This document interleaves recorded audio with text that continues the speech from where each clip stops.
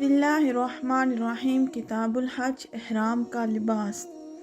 حضرت عبداللہ بن عمر رضی اللہ تعالیٰ عنہ سے روایت ہے، بیان فرماتے ہیں کہ ایک شخص نے رسول اللہ صلی اللہ علیہ وآلہ وسلم سے دریافت کیا کہ محرم حج یا عمرہ کا احرام باندھنے والا کیا کیا کپڑے پہن سکتا ہے؟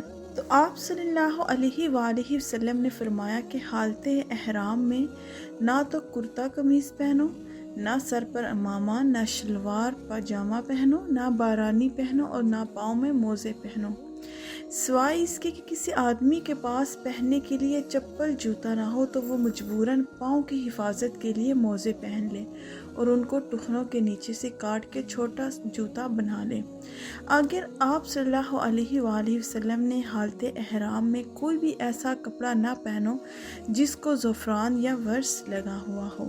رسول اللہ صلی اللہ علیہ وآلہ وسلم نے اس حدیث میں قمیص، شلوار، امامہ وغیرہ صرف ان چند کپڑوں کا نام لیے جو اس وقت رواج تھا، اور یہی حکم ان تمام کپڑوں کا جو مختلف زمانوں اور مختلف قوموں اور ملکوں میں ان مقاصد کے لیے استعمال ہوتے ہیں، جن مقاصد کے لیے قمیص، شلوار وغیرہ استعمال ہوتے تھے۔